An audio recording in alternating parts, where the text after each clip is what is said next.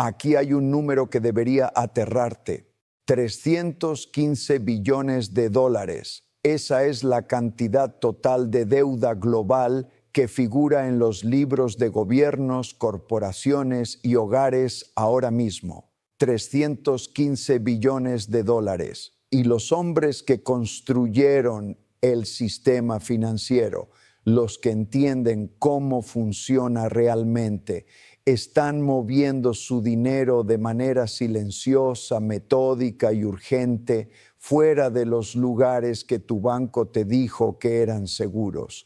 Ray Dalio ha estado advirtiendo sobre esto durante años, no en el lenguaje vago y ambiguo de los políticos, en el lenguaje preciso, casi clínico, de un hombre que ha estudiado cada colapso financiero importante en la historia registrada.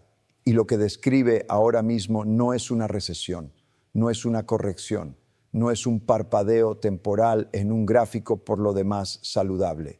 Lo que describe es una crisis de liquidez tan profunda, tan estructuralmente arraigada y tan matemáticamente inevitable que para cuando la mayoría de las personas se den cuenta de lo que está pasando, ya será demasiado tarde para actuar. Esta es la crisis de liquidez de 2026. Y tu banco, la institución en la que has confiado con tus ahorros, tu pensión, tu fondo de emergencia, no está equipado para protegerte de lo que viene. De hecho, el banco en sí mismo puede ser uno de los principales mecanismos de transmisión de la crisis. Vamos a desglosar exactamente cómo funciona esto. Vamos a mostrarte el patrón histórico que se ha repetido sin excepción a lo largo de siglos e imperios. Vamos a mostrarte por qué esta vez no es diferente, por qué la tecnología no te salvará y por qué el excepcionalismo americano es precisamente la trampa cognitiva que impedirá que millones de personas ordinarias actúen a tiempo. Y vamos a mostrarte lo que las personas que están prestando atención están haciendo realmente al respecto. Quédate con nosotros, porque lo que estás a punto de entender lo cambia todo. Comencemos con el mecanismo, el patrón. Porque antes de poder entender lo que está sucediendo ahora mismo, necesitas entender la máquina que lo impulsa todo. Ray Dalio lo llama el ciclo de deuda a largo plazo. Pero ese nombre minimiza el horror de lo que describe realmente. Piensa en ello menos como un ciclo y más como una trampa. Una trampa magníficamente diseñada que una civilización construye para sí misma, pieza a pieza, a lo largo de generaciones. Y para cuando la trampa se dispara, la mayoría de las personas atrapadas dentro ni siquiera se dan cuenta de que la estaban construyendo. La trampa tiene 4 etapas y cada gran civilización financiera en la historia registrada ha atravesado las 4. La etapa 1 es la preparación. Esta es la edad dorada. El crédito es barato, el crecimiento es real. Los niveles de deuda son manejables, las instituciones son fuertes y de confianza, la moneda es creíble, las personas trabajan duro, se endeudan sensatamente y la economía funciona bien. Esta es la etapa en la que todos dicen que el sistema funciona y durante un tiempo tienen razón. Pero esto es lo que nadie te dice durante la etapa 1. El propio éxito del sistema está sembrando las semillas de su destrucción, porque el crédito barato es una droga y una vez que la gente lo prueba, quiere más. Los gobiernos se endeudan para financiar guerras, infraestructura, programas sociales. Las corporaciones se endeudan para expandirse, recomprar acciones, pagar dividendos que en realidad no pueden pagar con el flujo de caja. Los consumidores se endeudan para comprar casas que de otra manera no podrían permitirse, coches que no necesitan, estilos de vida que superan sus ingresos. y durante años, quizás décadas, parece funcionar, porque mientras la economía siga creciendo, la deuda sigue pareciendo serviciable. La etapa 2 es la expansión. Aquí es donde las cosas se vuelven peligrosas. Los niveles de deuda comienzan a escalar, no peligrosamente rápido, pero de manera constante, implacable. El Banco Central, la Reserva Federal en el contexto americano, mantiene los tipos de interés bajos para que el juego continúe. Los precios de los activos suben. El sector inmobiliario auge. Los mercados de valores alcanzan nuevos máximos. El efecto riqueza se activa. La gente se siente más rica de lo que es. La confianza se dispara. El endeudamiento se acelera. Y entonces algo cambia. La economía ya no puede crecer lo suficientemente rápido para amortizar la deuda. Las matemáticas empiezan a romperse.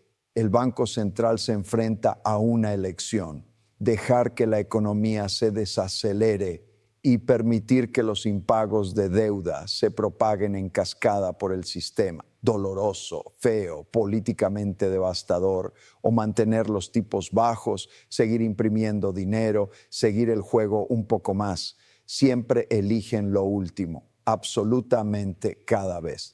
Aquí es donde comienza el deterioro. La moneda empieza a perder su poder adquisitivo, no de forma dramática al principio, lentamente, silenciosamente, casi imperceptiblemente, 1% aquí, 1% allá, suficiente para erosionar los ahorros sin desencadenar el pánico.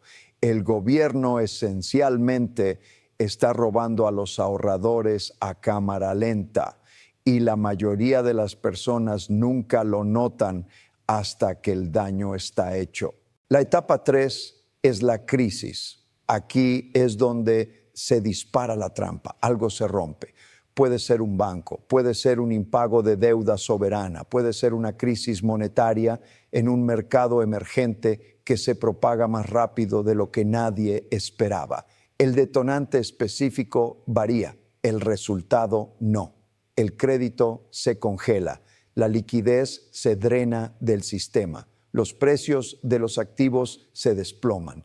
Las instituciones que parecían impenetrables 6 meses antes comienzan a parecer frágiles. Y las personas que confiaron en el sistema, que mantuvieron su dinero en los lugares que el sistema les dijo que eran seguros, son las que absorben las pérdidas. La etapa 4 es el desenlace inevitable. El viejo sistema se derrumba. Uno nuevo se construye sobre sus ruinas. Las monedas se reforman o se reemplazan. La deuda se reestructura o se infla hasta desaparecer. Las relaciones de poder que definieron la era anterior se desplazan. Surgen nuevos ganadores. Se crean nuevos perdedores. Y el ciclo comienza de nuevo, con una nueva generación que no tiene memoria de la última vez que ocurrió esto y todos los incentivos para creer que esta vez su era, sus instituciones, son la excepción a la regla. Nunca lo son. Probemos esto con la historia, porque esto no es una teoría, no es una predicción. Es un patrón tan consistente que debería enseñarse en cada escuela del mundo y de alguna manera no se enseña en casi ninguna. El primer caso de estudio, el Imperio Romano, una civilización que duró siglos y construyó el sistema financiero más sofisticado que el mundo antiguo jamás había visto. En los siglos I y II, la moneda romana, el denario, era principalmente plata, aproximadamente un 90% de plata. El imperio se expandía, el comercio fluía, las legiones estaban financiadas, la estabilidad era real. Pero luego llegó la fase de expansión, las guerras se volvieron más caras, el imperio se sobreextendió geográficamente, la burocracia creció, el costo de mantener unido al imperio siguió aumentando y los emperadores descubrieron algo seductor. Podías raspar un poco de plata de cada moneda sin que la mayoría de las personas lo notara. Un poco menos de plata, un poco más de bronce y luego un poco más y luego mucho más. Para la época del emperador Galieno en el siglo III, el denario apenas tenía un 2% de plata, del 90% al 2%. Piensa en lo que eso significa. El poder adquisitivo del dinero romano había sido destruido sistemáticamente a lo largo de generaciones, y para cuando los romanos ordinarios entendieron lo que había ocurrido, la inflación ya había consumido sus ahorros, sus redes comerciales estaban colapsando y la inestabilidad política que siguió, 30 emperadores en 50 años, selló el destino del imperio. La preparación, la expansión, el deterioro, la crisis, el colapso, el mismo patrón, diferente siglo. Ahora aquí está la pregunta que debería estar corriendo por tu mente ahora mismo. ¿Cuál es el equivalente moderno de raspar plata de una moneda? Ya conoces la respuesta. Se llama flexibilización cuantitativa. Se llama gasto deficitario. Se llama imprimir dinero para comprar la propia deuda de tu gobierno. Mecanismo diferente, función idéntica y consecuencias idénticas. El segundo caso de estudio, la República de Weimar, Alemania, 1919 a 1923. Y antes de que cambies de canal, porque ya has escuchado este antes, quédate con nosotros, porque la mayoría de las personas conocen el chiste sin entender el mecanismo, y el mecanismo es exactamente lo que se está desarrollando hoy. Alemania emergió de la Primera Guerra Mundial con una economía quebrada y una aplastante carga de deuda. Las reparaciones de guerra impuestas por el Tratado de Versalles, que eran, en cualquier cálculo honesto, imposibles de pagar en su totalidad. El gobierno alemán enfrentó la misma elección que todos los gobiernos en la etapa 2 enfrentan: incumplir la deuda y aceptar las consecuencias políticas y económicas, o imprimir dinero. Eligieron imprimir.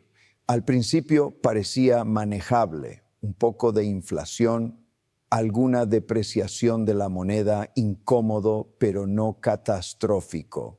Pero aquí está lo que casi nadie menciona cuando cuentan esta historia. Hubo un momento crítico, un punto de inflexión, donde la inflación, que había sido gradual y manejable, se volvió repentinamente exponencial e incontrolable. Ocurrió en 1921 y 1922, cuando los acreedores internacionales comenzaron a perder confianza en la capacidad de Alemania para amortizar sus deudas. La fuga de capitales se aceleró, el marco colapsó en los mercados de divisas. Y porque gran parte de la actividad industrial alemana dependía de bienes importados, el colapso de la moneda se tradujo inmediatamente en escasez de suministros y explosiones de precios en casa. Para noviembre de 1923, una hogaza de pan que costaba 250 marcos en enero de 1923 costaba 200,000 millones de marcos. Al final, la moneda era esencialmente inútil. La gente la quemaba para calentarse porque era más barato que la madera. Los trabajadores exigían ser pagados 2 veces al día, porque para la tarde el salario de la mañana ya había perdido la mitad de su valor.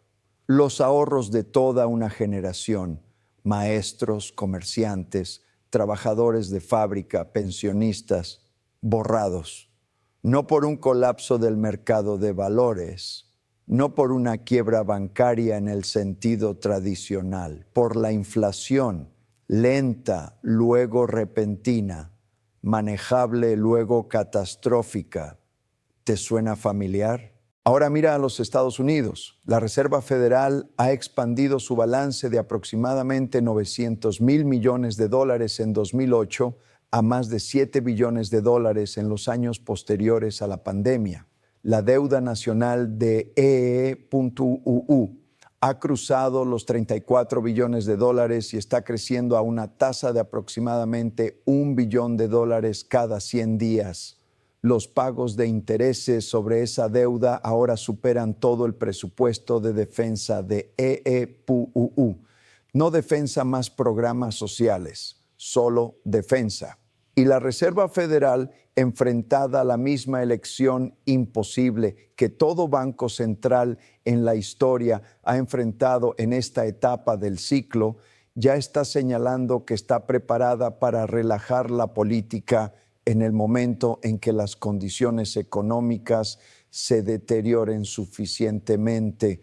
La preparación, la expansión, el deterioro, la crisis está tomando forma, verificado. El tercer caso de estudio, Japón, de 1989 al presente. Este es particularmente escalofriante porque no es historia antigua, no es un estado fallido ni una nación derrotada. Es la tercera economía más grande del mundo, dirigida por tecnócratas altamente educados y altamente competentes que utilizan todas las herramientas que la economía moderna jamás ha inventado. Y aún así es un cuento de advertencia de una completitud casi perfecta. El Japón de los años 80 era la envidia del mundo, el milagro económico japonés, un crecimiento del PIB que parecía imparable, precios de activos que seguían subiendo, bancos repletos de capital, una moneda que se fortalecía frente al dólar. Las corporaciones japonesas compraban monumentos americanos, el centro Rockefeller, el campo de golf de Pebble Beach. La narrativa era que Japón había descubierto algo que Occidente no había encontrado. Un nuevo modelo de capitalismo que era simplemente superior. Para 1989, los precios de los bienes raíces y las acciones japonesas habían alcanzado niveles tan desconectados de los fundamentos económicos que, en retrospectiva, el colapso parece inevitable. El índice Nikkei llegó a su pico el último día de negociación de 1989 a 38.916 puntos. No volvería a ese nivel durante 34 años. Los bienes raíces de Tokio en su apogeo tenían un valor en papel superior al de todos los bienes raíces de los Estados Unidos combinados. Cuando la burbuja estalló, los bancos japoneses se encontraron con billones de yenes en préstamos morosos. Préstamos respaldados por garantías que ahora valían una fracción de lo que habían sido. ¿Qué hizo el gobierno japonés? Lo mismo que hace todo gobierno en la etapa 3, cuando tiene la capacidad tecnológica. Intentaron evitar que se desarrollaran las consecuencias naturales del ciclo, mantuvieron vivos los bancos zombies con apoyo gubernamental. Ejecutaron enormes déficits fiscales para estimular el crecimiento, llevaron los tipos de interés a cero y luego por debajo de cero. El Banco de Japón finalmente se convirtió en el mayor propietario individual de bonos del gobierno japonés y en un importante accionista en acciones japonesas a través de compras de ETF. El Banco Central literalmente se convirtió en el mercado. ¿Y el resultado? Japón ha pasado 35 años en una condición de estancamiento económico en cámara lenta intercalado con crisis periódicas. La deuda pública escaló al 260% del PIB, la más alta de cualquier economía importante del mundo. Y ahora, cuando los tipos de interés finalmente comienzan a subir globalmente, Japón está descubriendo que 35 años de represión financiera ha creado fragilidades en su mercado de bonos tan severas que un modesto aumento en los rendimientos casi desencadenó una crisis de fondos de pensiones a gran escala en 2022. La lección de Japón no es que puedas escapar del ciclo siendo suficientemente inteligente o gestionándolo con suficiente cuidado. La lección es que cuando intentas retrasar el ajuste de cuentas, lo haces más grande. Extiendes el dolor durante un periodo más largo, pero no lo eliminas, y en algún momento las distorsiones acumuladas se vuelven tan grandes que incluso el ajuste incremental desencadena riesgo sistémico. Japón probó cada herramienta en el manual de economía moderno y todavía están dentro de la trampa. Ahora, aplica todo esto al momento presente, porque el patrón no es algo que le ocurrió a Roma y a Weimar y a Japón, está ocurriendo aquí, ahora mismo, y el cronograma se está acelerando de maneras que incluso los analistas más bajistas han tardado en apreciar completamente. La etapa 1, la preparación, fue la era posterior a la Segunda Guerra Mundial, el sistema de Bretton Woods, el dólar estadounidense como moneda de reserva global, respaldado por el oro, el dominio de la manufactura americana, una clase media con auténtico poder adquisitivo, niveles manejables de deuda pública, instituciones de confianza porque tenían un historial de estabilidad. Esto fue lo más cercano a una verdadera edad dorada que cualquier nación moderna ha logrado jamás. Y las reglas de esa era: compra una casa, guarda dinero en el banco, invierte en bonos del gobierno, confía en el sistema. Esas reglas eran respuestas realmente racionales a condiciones reales, para un tiempo específico, en una era específica, verificado, la base existió. La etapa 2, la expansión y el deterioro, comenzó en serio en 1971. Ese fue el año en que Richard Nixon terminó con la convertibilidad del dólar al oro. Se eliminó la última restricción estructural sobre la impresión de dinero. Y desde ese momento, la trayectoria a largo plazo de la deuda estadounidense, la oferta monetaria estadounidense y la inflación estadounidense fue reiniciada. El crédito se expandió, la deuda creció, los tipos de interés fueron manipulados a la baja a través de ciclos sucesivos. Cada recesión fue respondida con dinero más fácil. Cada crisis fue resuelta con más deuda.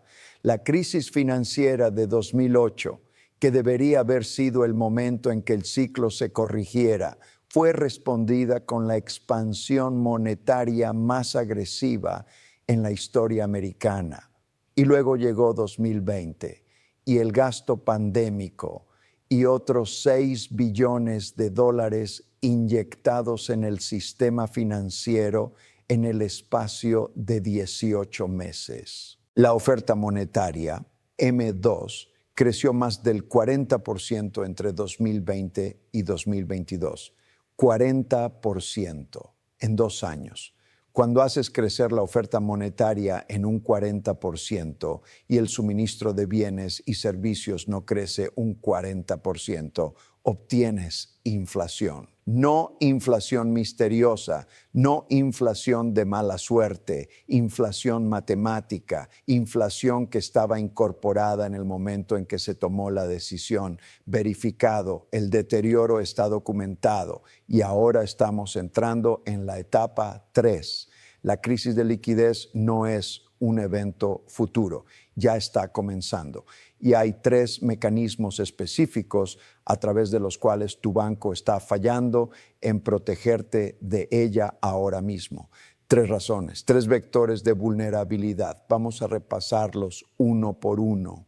La primera razón por la que tu banco no te protegerá es el riesgo de tipos de interés. Cuando la Reserva Federal subió los tipos de interés de cerca de 0 a más del 5% en el ciclo de endurecimiento más rápido en 40 años, hizo algo que casi ningún comentarista explicó claramente al público. Destruyó el valor de mercado de billones de dólares de bonos de larga duración que figuraban en los balances de los bancos americanos, porque así es como funciona la matemática de los bonos. Cuando los tipos de interés suben, el precio de los bonos existentes baja. Un bono que paga 2% en un mundo donde puedes obtener 5% vale significativamente menos que su valor nominal. Los bancos americanos, siguiendo las directrices regulatorias, siguiendo el manual que se les dijo que siguieran, se habían cargado de bonos del Tesoro de larga duración y valores respaldados por hipotecas durante la era de tipos cero. Parecía lo racional y conservador que hacer. Y luego la Fed subió los tipos y de repente esos bancos estaban sentados sobre enormes pérdidas no realizadas. La FDIC estimó que para mediados de 2023 los bancos americanos tenían colectivamente en el rango de 500 a 600 mil millones de dólares en pérdidas no realizadas en sus carteras de valores. Y eso fue antes de la segunda ola de presión sobre los tipos. Silicon Valley Bank fue solo el ejemplo más visible. Cuando los depositantes comenzaron a retirar dinero, SVB tuvo que vender esos bonos bajo el agua con pérdidas para recaudar efectivo. Las pérdidas se cristalizaron. El banco quebró en 48 horas. Fue la segunda quiebra bancaria más grande en la historia americana. Y no era una situación única. Era el ejemplo más extremo de una vulnerabilidad que existía y todavía existe en todo el sistema bancario más amplio. Cuando llegue la próxima ola de estrés crediticio, y llegará porque 34 billones de dólares en deuda pública con tipos de interés del 5% no es un equilibrio estable, el riesgo de tipos de interés incorporado en los balances bancarios volverá a importar, más que en 2023. Y los depositantes que están en esos bancos, confiando en que su dinero está seguro, serán los últimos en enterarse. Esta es la razón 1, riesgo de tipos de interés. Y tu banco no lo ha resuelto, lo ha gestionado temporalmente, con tratamientos contables y tolerancia regulatoria que enmascaran la realidad subyacente. La vulnerabilidad sigue ahí. La segunda razón por la que tu banco no te protegerá es la erosión inflacionaria. Esta es más sutil que una quiebra bancaria, es más lenta, es más silenciosa, pero con el tiempo es en realidad más destructiva para la riqueza ordinaria que cualquier evento de crisis singular. Aquí está el número que debes mantener en mente. Desde que se creó la Reserva Federal en 1913, el dólar estadounidense ha perdido aproximadamente el 97% de su poder adquisitivo. 97%. El dólar que ahorraron tus bisabuelos, que mantuvieron en una cuenta bancaria creyendo que estaba seguro, ha perdido casi todo su valor real a lo largo de un siglo de expansión monetaria. Ahora eso suena como historia antigua, pero el ritmo del deterioro se ha estado acelerando. En la década anterior a la pandemia, la inflación subyacente promedió alrededor del 2% anual, no alarmante por los estándares históricos, pero desde 2020, la inflación acumulada ha sido de entre 20 y 25% dependiendo de qué medida utilices. Una cuarta parte de tu poder adquisitivo desaparecida en 5 años. Y aquí está lo que tu banco te paga en una cuenta de ahorros estándar. A principios de 2026, la tasa de interés promedio nacional en una cuenta de ahorros básica es de alrededor del 0,5 al 0,6% anual. El propio objetivo de la Reserva Federal para la inflación es del 2%, lo que significa que por diseño, por política explícita, tus ahorros bancarios están perdiendo valor real cada año. No por mala gestión, no por una crisis, por diseño. El sistema está estructurado para que mantener efectivo en una cuenta bancaria sea una pérdida de poder adquisitivo lenta, constante y garantizada. En un entorno inflacionario normal, eso es molesto pero manejable.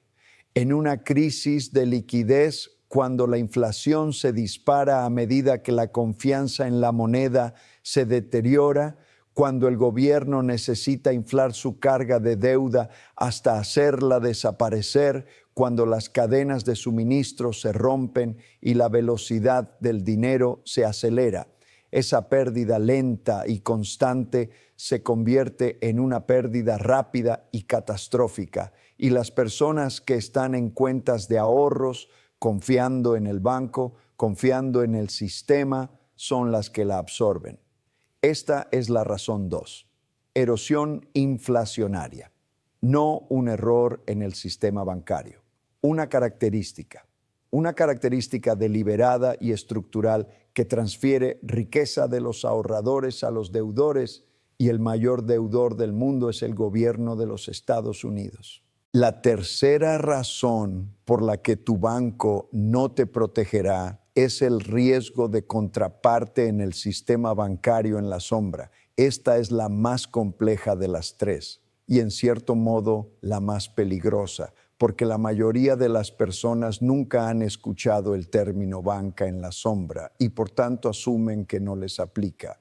El sistema bancario en la sombra es la red de instituciones financieras, fondos del mercado monetario, fondos de cobertura, vehículos de capital privado, compañías de seguros, fondos de pensiones, mercados de repos, que realizan funciones bancarias sin estar reguladas como bancos. En los Estados Unidos, el sistema bancario en la sombra tiene aproximadamente el mismo tamaño que el sistema bancario tradicional, decenas de billones de dólares fluyendo a través de instituciones que operan con colchones de capital más delgados, menos transparencia y casi ningún seguro de depósitos. Tu conexión con este sistema es más directa de lo que crees. Tu fondo de pensiones probablemente está invertido en productos gestionados por entidades de banca en la sombra. Tu fondo del mercado monetario, que puedes considerar funcionalmente equivalente a una cuenta de ahorros, no está asegurado por la FDIC y puede, bajo suficiente estrés, romper la barrera del dólar. Tu póliza de seguro está respaldada por una compañía de seguros que tiene activos gestionados en parte a través de canales de banca en la sombra. Cuando una crisis de liquidez golpea, y una crisis de liquidez por definición es un evento en el que todos quieren efectivo al mismo tiempo y el sistema no puede proporcionarlo, el sistema bancario en la sombra es donde aparecen las primeras grietas, no en los bancos tradicionales que la gente observa, en la fontanería del sistema que la mayoría de las personas ni siquiera saben que existe. Y esas grietas se propagan por el sistema con una velocidad extraordinaria, porque las conexiones entre las entidades de banca en la sombra y los bancos tradicionales son profundas, complejas y, como demostró 2008, malentendidas incluso por los reguladores cuyo trabajo es comprenderlas. Ray Dalio ha sido explícito sobre esto. Ha escrito y hablado extensamente sobre el hecho de que el próximo gran evento de estrés financiero parecerá diferente de 2008. No será una crisis de hipotecas subprime, será una crisis de deuda soberana que se intersecta con una crisis monetaria, que se intersecta con un evento de liquidez en los mercados de bonos. Los tres ocurriendo simultáneamente o en rápida sucesión. El sistema bancario en la sombra es el mecanismo de transmisión a través del cual esas tres crisis se fusionan en una. Esta es la razón 3. Riesgo de contraparte. oculto, complejo, devastador, y tu banco no puede protegerte de él porque tu banco forma parte del mismo sistema. Verificado, confirmado, irrefutable. Ahora, abordemos los argumentos que escucharás de las personas que no quieren que te preocupes por esto. El primer argumento, esta vez es diferente. La tecnología ha cambiado todo. La inteligencia artificial impulsará el crecimiento de la productividad que supera la acumulación de deuda.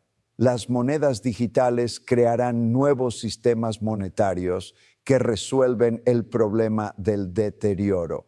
La innovación generará el crecimiento necesario para amortizar la deuda. Aquí está por qué este argumento falla. La tecnología no cambia las matemáticas de la deuda, no cambia la relación entre la oferta monetaria y el poder adquisitivo. Cada generación en la historia ha tenido su versión de este argumento. Los ingenieros romanos que construyeron los acueductos creían que sus ventajas de infraestructura eran decisivas. Los alemanes de Weimar tenían sofisticada capacidad industrial. Japón tenía robótica, electrónica y excelencia manufacturera. Ninguno de ellos alteró la dinámica fundamental del ciclo de deuda. La tecnología crea riqueza, no deroga las leyes de la física monetaria. El segundo argumento, el excepcionalismo americano. Los Estados Unidos son diferentes de Roma, de Weimar, de Japón. El dólar es la moneda de reserva mundial, no hay alternativa viable. Los EUU tienen el ejército más grande del mundo, los mercados de capitales más profundos, la economía más innovadora. Los EU pueden cargar con niveles de deuda que destruirían a cualquier otro país. Aquí está por qué este argumento falla. El excepcionalismo americano es real. Los EUU sí tienen ventajas estructurales genuinas que le han permitido ejecutar niveles de deuda más altos que la mayoría de los países sin enfrentar inmediatamente las consecuencias. Pero esas ventajas no son infinitas, no son mágicas y se están erosionando. La participación del dólar en las reservas de los bancos centrales mundiales ha disminuido de más del 70% en los años 70 a alrededor del 58% hoy. Esa erosión es lenta por los estándares históricos, pero es consistente y cada punto porcentual de estado de reserva perdido significa menos margen para ejecutar déficits sin consecuencias. Más importante aún, los Estados Unidos nunca antes habían estado en una posición donde sus pagos anuales de intereses sobre la deuda nacional superen su presupuesto de defensa. Nunca antes había estado en una posición donde la deuda total se aproxima al 350% del PIB cuando se incluyen los pasivos no financiados. Las condiciones son genuinamente sin precedentes y usar la resiliencia americana pasada como evidencia de que la trayectoria actual es sostenible es como señalar un puente que ha resistido bien durante 50 años para argumentar que puede aguantar indefinidamente mientras sigues añadiendo peso hasta que no puede. El tercer argumento, la Reserva Federal lo gestionará. Tienen las herramientas, tienen la experiencia, lo han hecho antes. Aquí está por qué este argumento falla. Las herramientas de la Reserva Federal son precisamente las herramientas que crearon el problema. Cada vez que la Fed ha intervenido para evitar una recesión, lo ha hecho añadiendo más deuda, bajando aún más los tipos o expandiendo la oferta monetaria. Cada intervención ha requerido más intervención que la anterior, porque cada intervención crea nuevas distorsiones que requieren mayor corrección. La Fed no es una solución al ciclo de deuda. Es el mecanismo a través del cual el ciclo de deuda se gestiona a cámara lenta. Y en algún punto, y ese punto se aproxima, la gestión fallará porque la escala de las distorsiones superará la capacidad de la Fed para contenerlas sin desencadenar la propia crisis de inflación y confianza monetaria que está intentando prevenir. Paul Volcker pudo subir los tipos de interés al 20% en 1980 porque la deuda de EEPU era aproximadamente el 30% del PIB. Los pagos de intereses eran manejables incluso con tasas astronómicas. Hoy la deuda de EEPU es aproximadamente el 120% del PIB. La Fed no puede subir los tipos al 20%. Apenas puede sostener los tipos al 5% sin desencadenar quiebras bancarias y una recesión. La caja de herramientas ha sido vaciada por décadas de uso y el problema es más grande que nunca. Entonces, ¿qué haces? Aquí es donde dejamos de advertir y comenzamos a posicionarnos, porque entender el patrón solo es útil si lo traduces en acción. El primer principio: no mantengas más efectivo en moneda fiduciaria del que absolutamente necesitas para la liquidez inmediata. No porque una quiebra bancaria sea inminente, aunque ese riesgo es real, sino porque el efectivo es el principal vehículo a través del cual la inflación destruye la riqueza. Necesitas suficiente efectivo para cubrir de 6 a 12 meses de gastos de vida y obligaciones a corto plazo. Más allá de eso, cada dólar que está en una cuenta de ahorros ganando 0,5% mientras la inflación corre al 2 o 3% o más, es un dólar que está perdiendo valor real cada día que pasa. El segundo principio: entiende lo que Ray Dalio quiere decir cuando dice activos sobre efectivo, activos reales, activos tangibles, cosas que retienen el poder adquisitivo cuando la moneda lo pierde. Históricamente esto ha significado oro.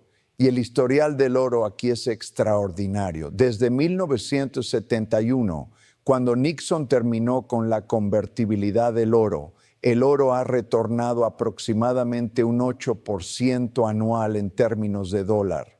No porque el oro sea mágico, porque está midiendo algo real: el deterioro de la moneda en la que tiene su precio. Cada punto porcentual de deterioro de la moneda se traduce en un punto porcentual de apreciación del oro en esa moneda. La plata es la versión más volátil, pero históricamente más apalancada de la misma tesis. Cuando el oro se mueve un 10% en una crisis monetaria, la plata históricamente se mueve entre un 30 y un 50%. Mayor riesgo, mayor recompensa, el mismo mecanismo subyacente. El tercer principio: la diversificación geográfica de los activos no es paranoia, es construcción de cartera. El patrón muestra que las crisis financieras no se distribuyen uniformemente. Cuando el dólar estadounidense enfrente su próximo evento de estrés serio, los activos denominados en otras monedas o mantenidos en otras jurisdicciones absorberán ese estrés de manera diferente. Francos suizos, dólares de Singapur, activos en jurisdicciones con menores relaciones, deuda PIB y políticas monetarias más creíbles. Esto no es pensamiento conspirativo. Es exactamente lo que hacen los inversores institucionales sofisticados. Es lo que hacen los propios bancos centrales cuando diversifican sus reservas, alejándolas del dólar y hacia el oro y otras monedas. El cuarto principio, y este es el que casi nadie menciona, es que la deuda es el enemigo a nivel individual de la misma manera en que la deuda es el enemigo a nivel sistémico. Cuando una crisis de liquidez golpea, el apalancamiento mata. Las personas que quedan arrasadas en cada ejemplo histórico de este patrón no son las que perdieron un poco en caídas de precios de activos. Son las personas que poseían activos con margen, que tenían deuda de tasa variable, que tenían pasivos, que vencían precisamente cuando la liquidez era más escasa.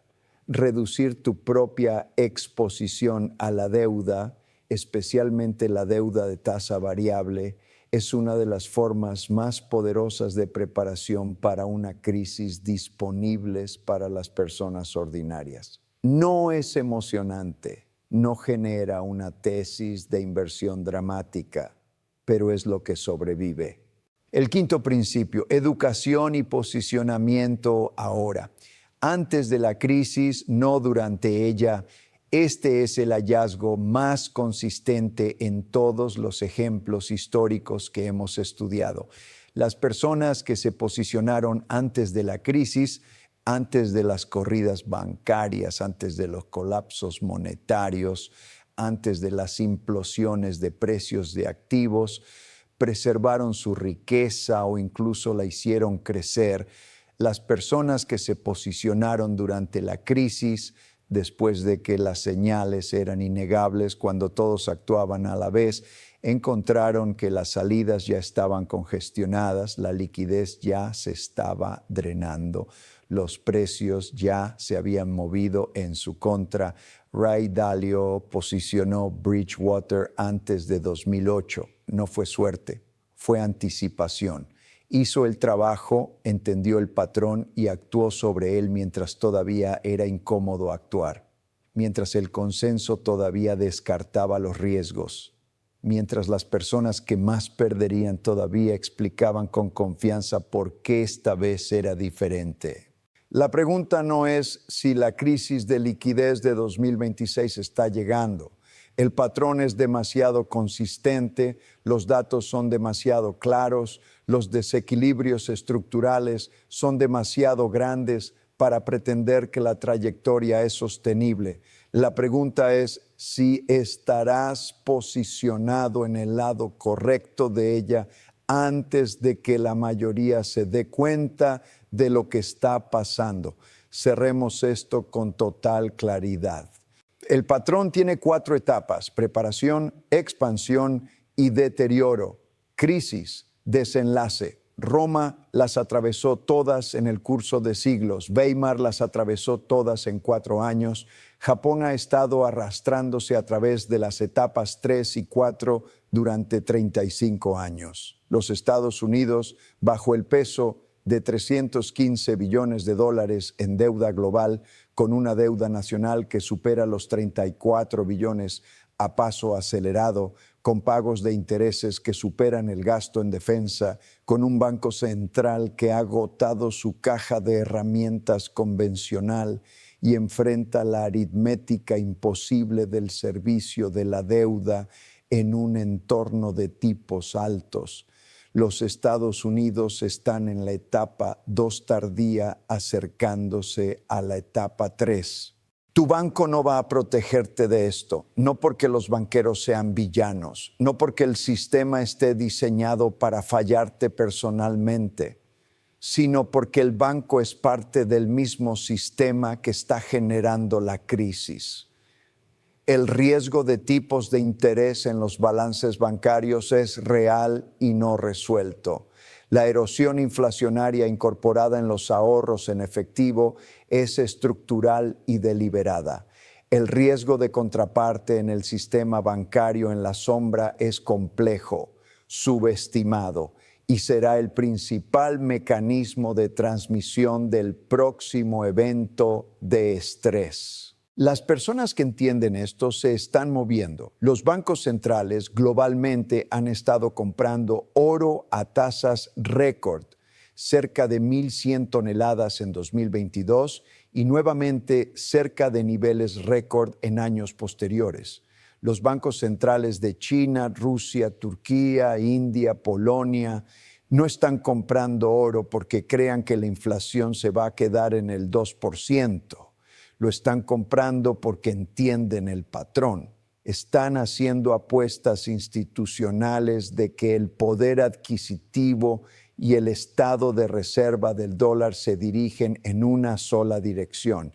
y se están posicionando en consecuencia. Tú también puedes posicionarte en consecuencia, no con pánico, no con apuestas a todo o nada en activos únicos, sino con una comprensión clara de dónde estás en el ciclo histórico y lo que la evidencia sugiere que viene a continuación. El patrón no le importa tu política, no le importa tu nacionalidad, no respeta fronteras ni ideologías ni la confianza de los banqueros centrales. Se ha desarrollado en imperios y repúblicas, en democracias y dictaduras. Se ha desarrollado en economías agrícolas, industriales y ahora en economías digitales. El mecanismo cambia, el resultado no. La crisis de liquidez de 2026 no es una predicción, es la siguiente fase de un patrón que lleva años en marcha. Las señales ya están presentes. Las condiciones estructurales ya están en su lugar. La pregunta no es si prepararse. La pregunta es con qué rapidez e inteligencia actúas sobre lo que la evidencia te está mostrando. Si este análisis ha cambiado algo en tu forma de pensar, si el patrón histórico que hemos recorrido hoy te ha dado un nuevo marco para entender lo que está sucediendo en los mercados financieros, en la política de los bancos centrales, en las trayectorias de deuda de las principales economías, entonces haz dos cosas ahora mismo. Primero, suscríbete, porque este canal está dedicado a darte exactamente el tipo de análisis sistemático, históricamente fundamentado y urgentemente relevante que los medios financieros convencionales están estructuralmente incentivados para evitar. Seguiremos rastreando las etapas de esta crisis a medida que se desarrollen. Te traeremos los nombres, los números y los mecanismos antes de que se conviertan en titulares. Segundo, mira el próximo video porque la crisis de liquidez de 2026 tiene 3 dimensiones adicionales que todavía no hemos cubierto en detalle completo. El colapso de los bienes raíces comerciales que ya está en cámara lenta, la crisis de los fondos de pensiones que se está gestando bajo la superficie de cada gran economía occidental, y los instrumentos financieros específicos que el propio Ray Dalio ha identificado públicamente como los vehículos a través de los cuales la crisis se manifestará inicialmente. Si abandonas este video sin entender esos 3 factores, todavía te faltan piezas críticas del cuadro. El reloj corre, el patrón está en movimiento y las personas que actúan temprano, las que entienden lo que está sucediendo antes de que se vuelva innegable, son las que la historia registra como haber estado en el lado correcto. No seas la persona que vio las señales y esperó demasiado. La información está aquí, el patrón es claro, lo que hagas con ello depende de ti.